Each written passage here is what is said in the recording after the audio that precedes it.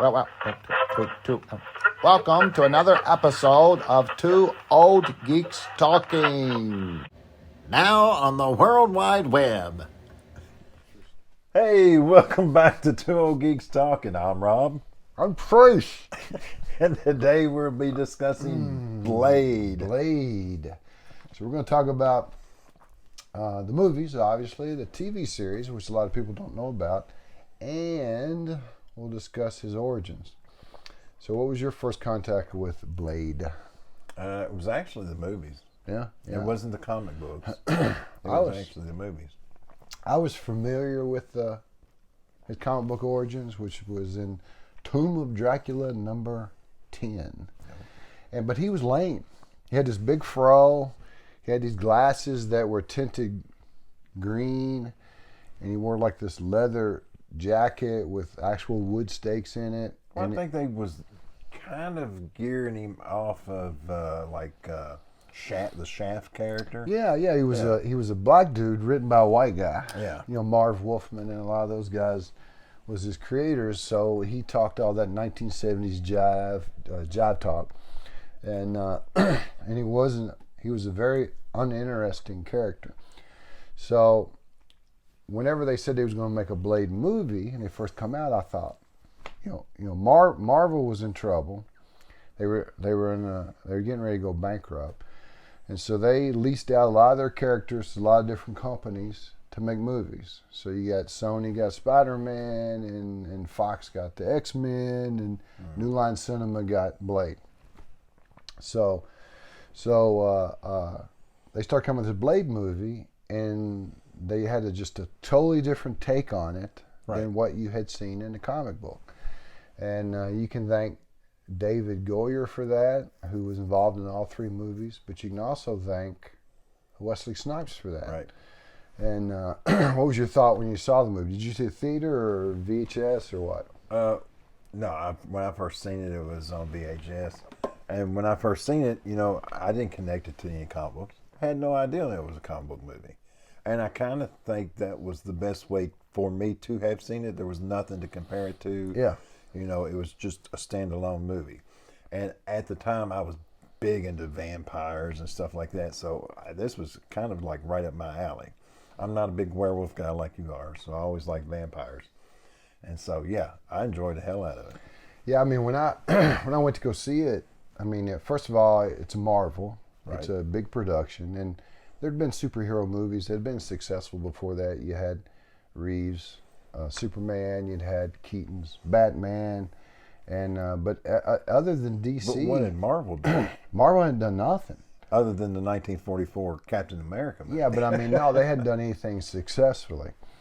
And I mean, in that movie, that same year that Blade came out, Spawn came out. And it was lame. And I mean, so all of a sudden you got a top actor, because Wesley Snipes was known for New Jack City and White Man Can't Jump, and he went on to a lot of action movies after this. But he had an actor, and not just an actor, but an actor who can do martial arts. Right. So most of the time you get an actor who can't do martial arts, and he tries and looks crappy. Or you get a martial artist who can't act, and he tries, and it looks crappy. So you know how rare it is to have, you got people that can sing and people that can write music, but it's rare to have somebody that can sing and write music. Was there any other actors up for the role? Not that I know of. I think Richard Roundtree was considered there for a while. But yeah, I mean, Wesley Snipes, I'm a big martial arts fan, and he can not only do martial arts, but do well. And plus, he's a fantastic actor. So when that first scene comes open, and you got that techno music playing, and techno was real popular at the time. And do you like techno music? Not as much now. Yeah.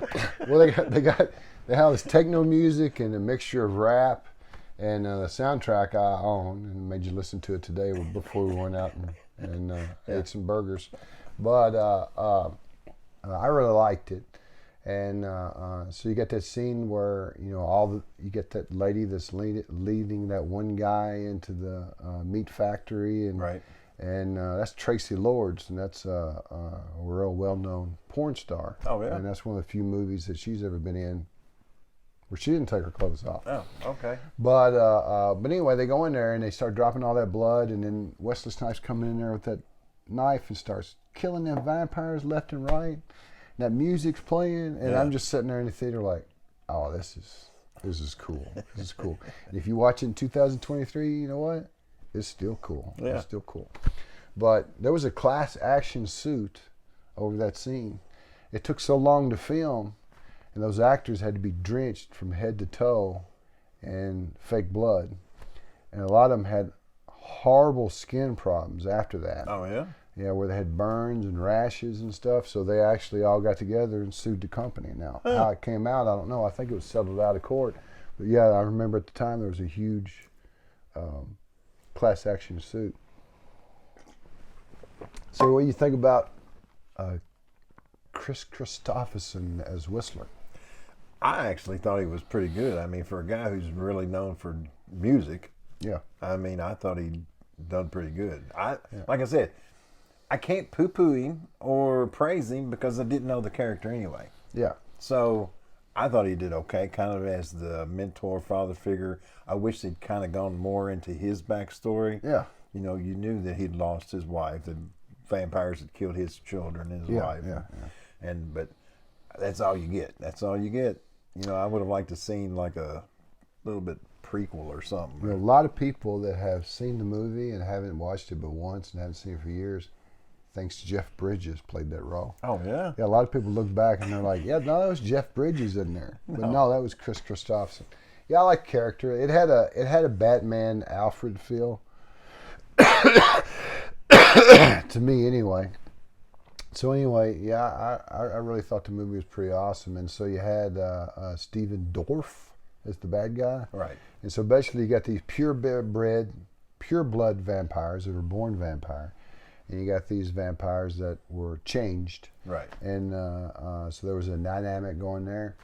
But also, the woman that played the female lead, her and Wesley didn't end up having sex or have anything romantic going on through the whole movie. And the reason I say that, rarely do you have a movie where you got the action star, you have the female that needs to be rescued, or the female starlet, that they don't end up hooking up or at least have some type of romance. So some people say, is it possible for a man and woman to be together and not have a relationship? You never see that in the movies, especially like that. But no, that was morals or respect. No, I mean that was the first movie I'd seen where like the main male star and the main female star were around each other constantly, but it was only a friendship there. But as far as the success of the first movie, David Goyer, when he writes a script, and he's written several superhero movies over the years, a lot for DC, he just does a basic outline. Okay, this is where we're going to start, this is what's going to happen in the middle, and this is where we're going to end. He doesn't flesh everything out. And so to say that he gives his actors and actresses free will to do whatever they want is an understatement. So I mean, he's like, oh, you want to do it that way? That's fine. And they go to him and say, you know what? I think it'd be better if we did this. And he's like, you know what? I like that. And he was just laid back like that.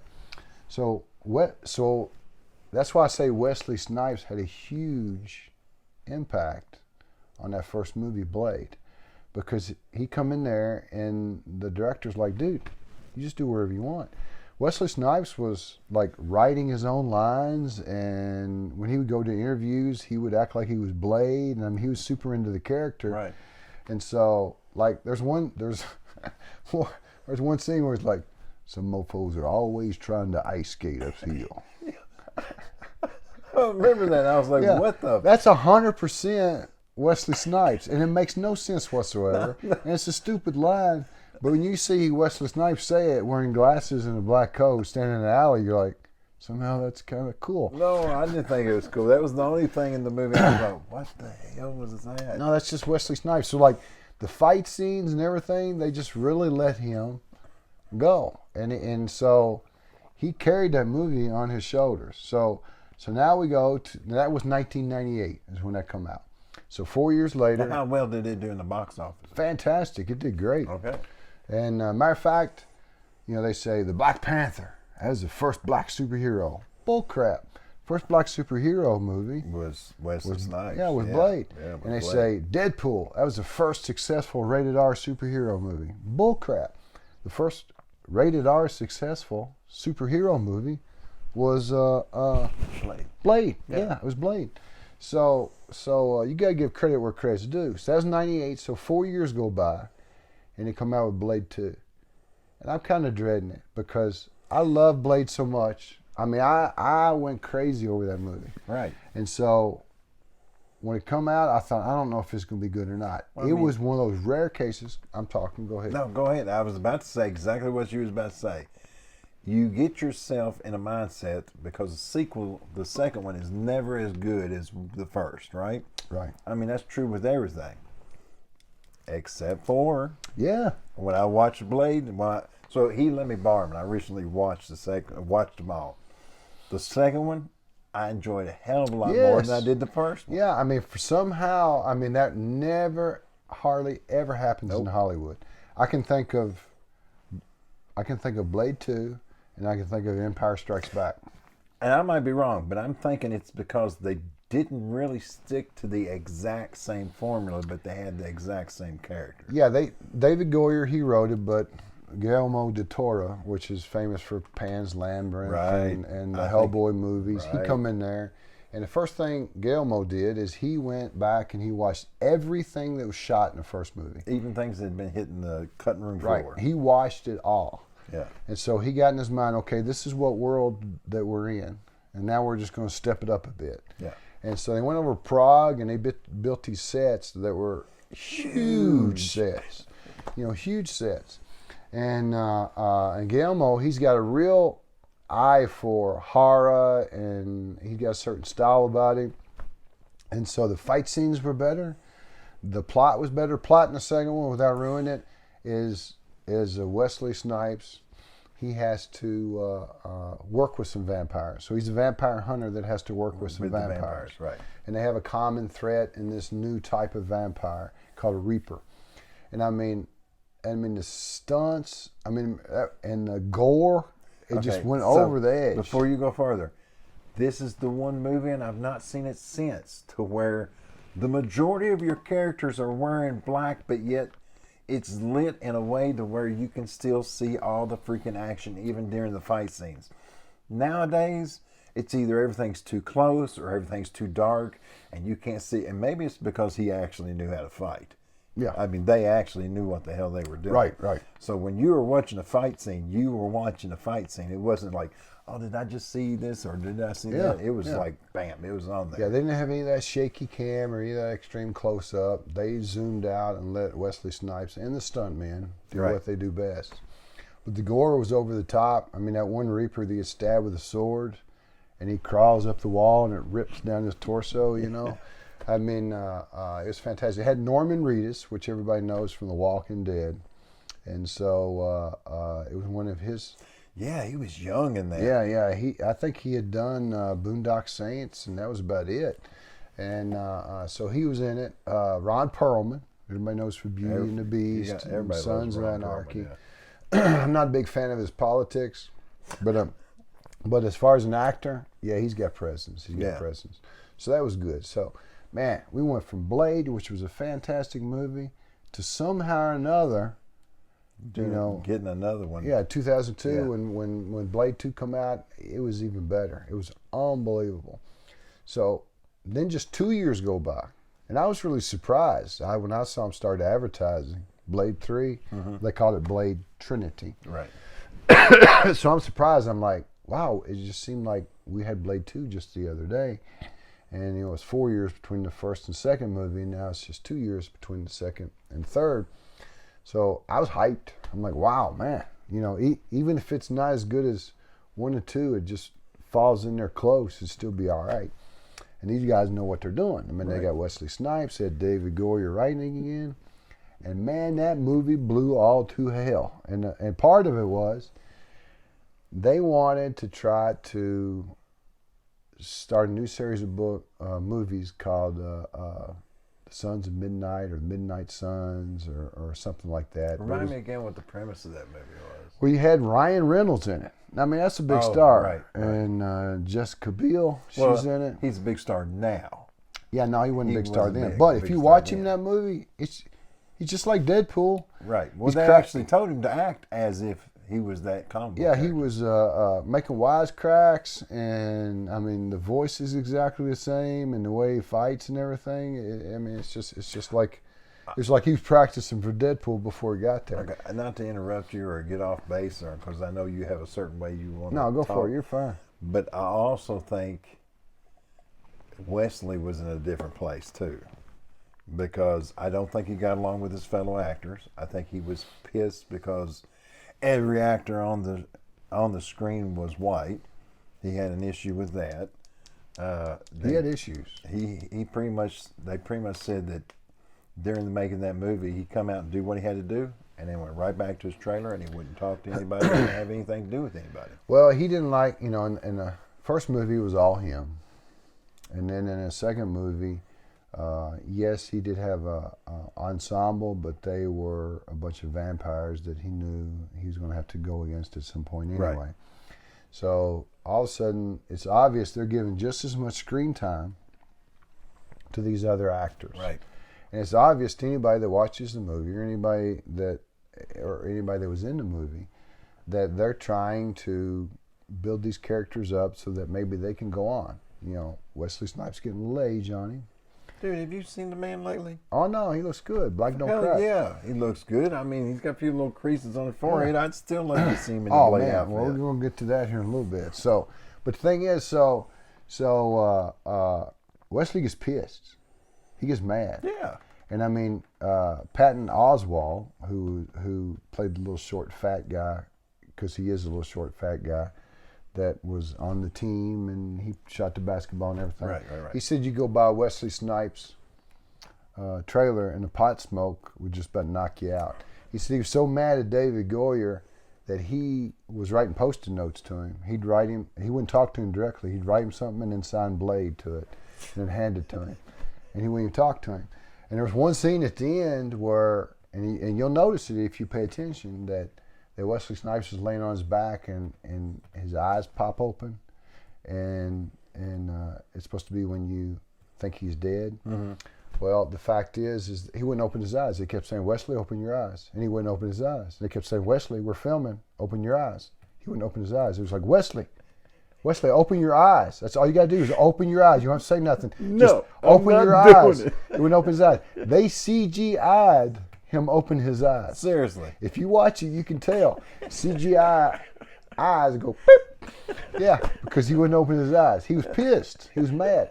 Now, part of that is because Blade was his baby.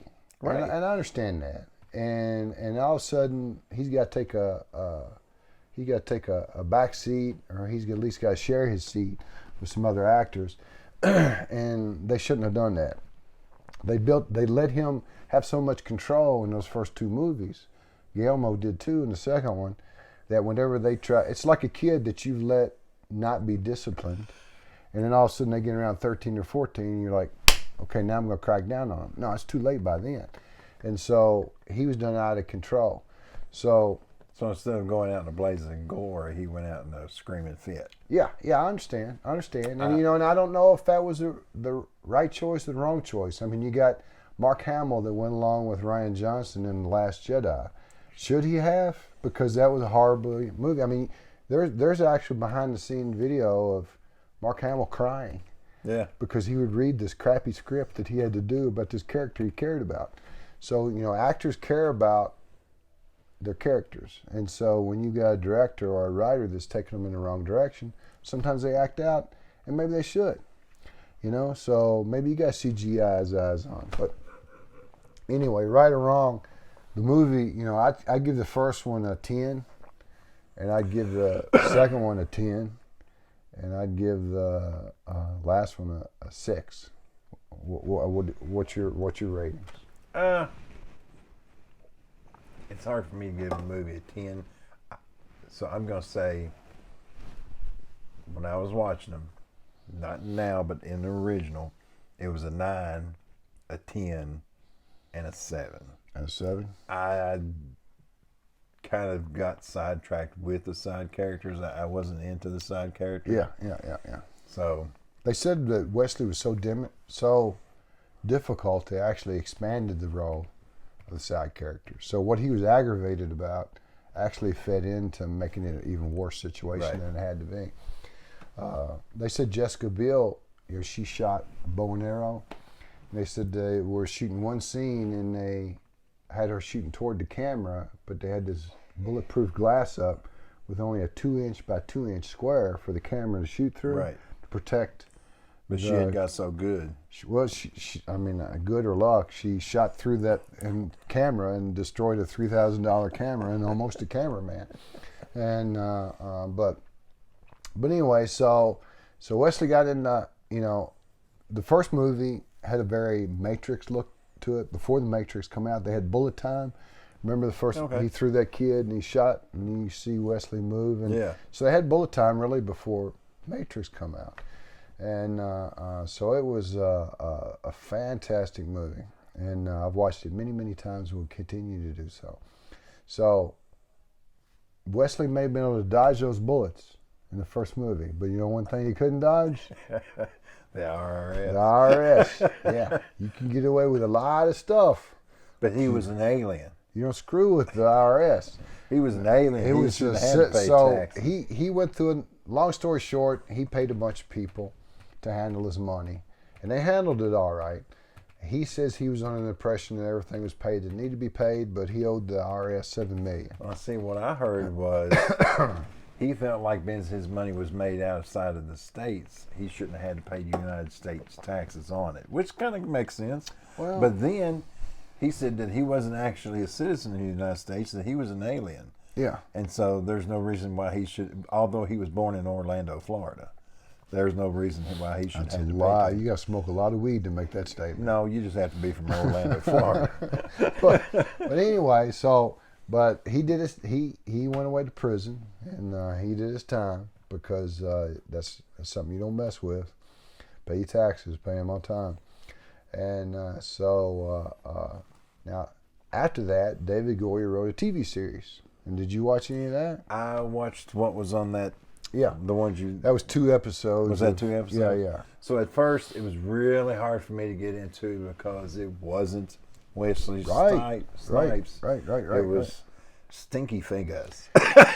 Yeah, Sticky Fingers. Oh, Sticky Fingers. Sticky Fingers. Not He's fingers. a rapper. Yeah, I call him Stinky Fingers. Yeah, but sticky, anyway. not stinky. That's totally different things. Stinky, sticky, totally different.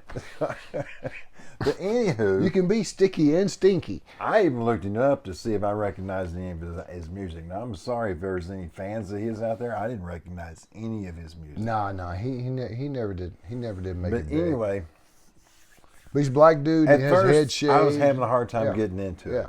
But as it went along, I mean, I was even folding laundry while it was on, and I was like, man. Multitask. Yeah. But then, I don't know what happened. Don't know if it was the female character, which is weird because she's the girl that ended up doing the Wipeout. Oh yeah. Yeah, you remember the girl that was down with the contestants with the microphone? Yeah. That's where she went from there. Was to do that show. Is that a lateral move or upward move? Downward move? I would think that would have been who knows? All right. Okay. All right. Because the show didn't do that well, did it? No, it got canceled after the first season. It really wasn't that bad. It was written by David Goyer too. He's like, you know what? I'll just do Blade without Wesley Snipes. and you can't really do Blade without Wesley Snipes because Blade is Wesley Snipes and Wesley Snipes is Blade. Yeah, that guy was really trying to act like Wesley Snipes. Yeah. And I mean, it wasn't bad, but it was real mediocre. And so that got canceled. And so now they're thinking about a Blade reboot. Oh, yeah. And a guy named Mahershala Ali, which he tried to be a rapper called Prince Ali at one time, and he went into basketball there for a while. But he's a decent actor. I seen him in Luke Cage on Netflix. They need to find a martial artist. Well, I mean, he's a handsome black man, and he's a good actor. He's not a martial artist. Well, that's what they need. They need another Wesley Snipes. Well, no, there ain't another Wesley Snipes. They There's actually bound to be an actor who knows martial arts that can. Yeah, but he ain't no Wesley Snipes. Nobody want to be Wesley Snipes. Nobody else can be Iron Man with Robert Downey Jr. And you can hire somebody and you can film it, but it ain't gonna be any good. And nobody else can be Indiana Jones but Harrison Ford. But anyway. But how many different James Bonds have there been? I didn't say James Bond. I said Indiana Jones and Iron Man. And Blade. I'm saying for the next generation. Not everybody thinks Michael Keaton is Batman. You and I do. Right. Yeah. But not the new generation. Yeah, well, I didn't say Batman either. I said Iron Man and Indiana Jones and Blade. Just some characters you can't. Some characters are so iconic you can't switch them. Okay. But so anyway, this dude he looks at the script and it's so screwed up. He threatens to walk off, and so they're like starting back from scratch, trying to redo this Blade movie For this actor. For this actor, yeah, because he looked at it and he said it was bad, and I mean maybe it was. But here's the thing. It ain't Wesley Snipes, and you'd be better off if you're wanting to. Now I heard a rumor that Wesley Snipes was going to be Blade, and in a Secret Avengers movie coming up, where it's going to be this whole multiverse stuff. Oh, that would be as good as seeing Michael Keaton play Batman and Flash. In Flash, if I could see Wesley Snipes in that outfit one more time, that'd just be like badass. Yeah, you shave his head, you put some more tattoos on there, you put some dark glasses on him. Think I should go as Wesley Snipes? I mean, as Blade during Halloween? Sure. Yeah, why not? It's 2023, right? Yeah. I can identify as that. But no, I mean, but the thing is, yeah, you've got to go back and get Wesley Snipes. And yes, he may be difficult to work with, but you know what? As a director, that's your job, to direct people. You got to manage that. You got to produce that. You got to handle that. And so you get him in, you get him to agree on stuff, and I'm sure he could use the money.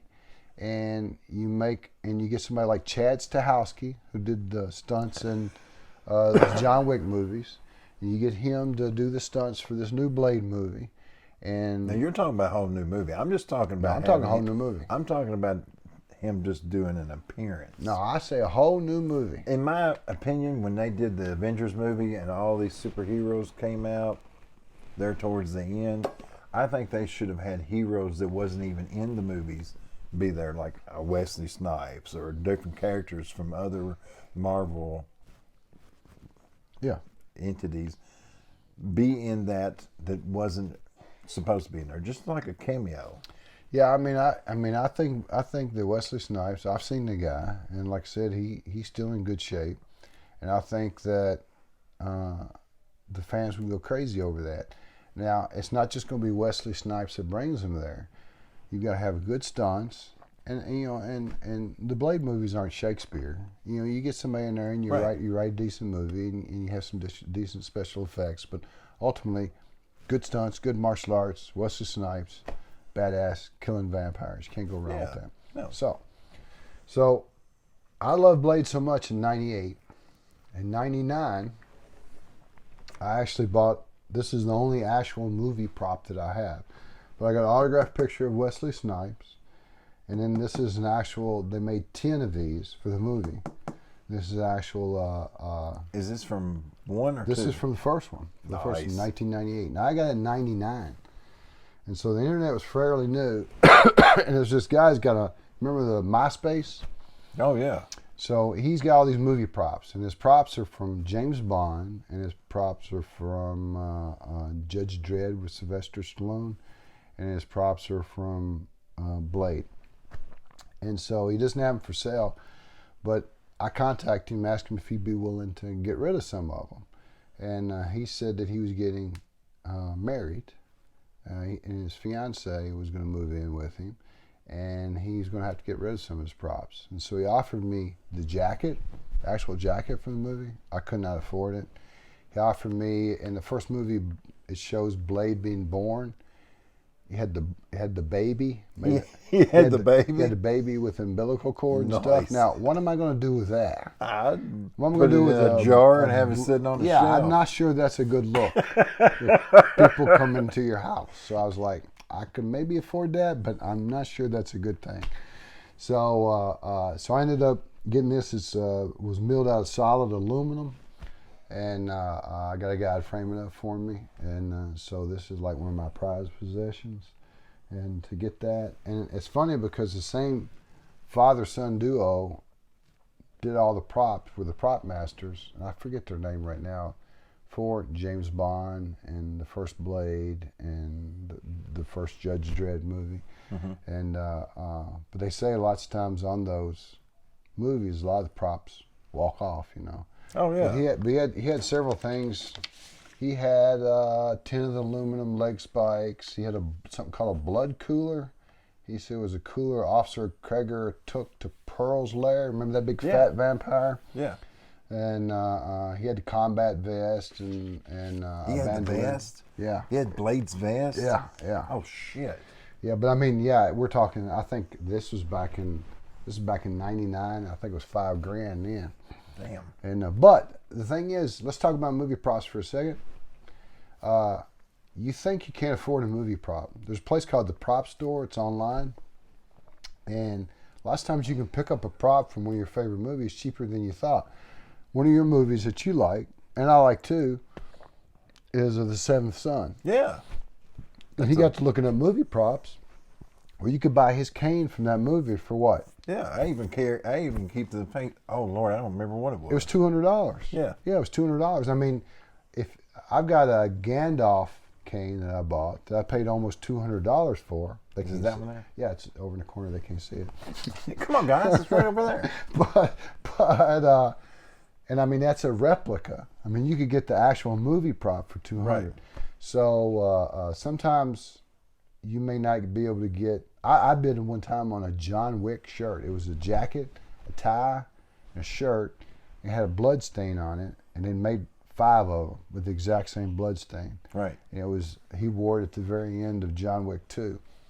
And I got up to like $400 and I quit. And there was a guy at work named Jim that's like, you must have the best wife in the world that lets you bid $400 on a shirt with a fake blood stain on it.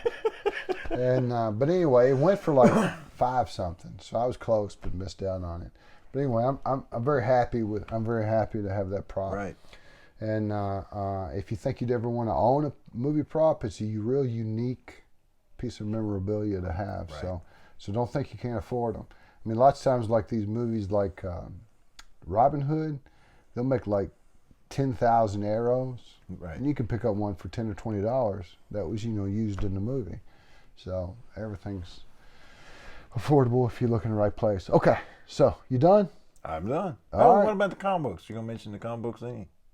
Yeah, I already mentioned him that he was Okay. in 2. Yeah, I'm already done. Okay. Already done that. All right. I'm sorry. You got anything else you will say? All right, I guess we're done. All right. We're All done. right, we're done. Later.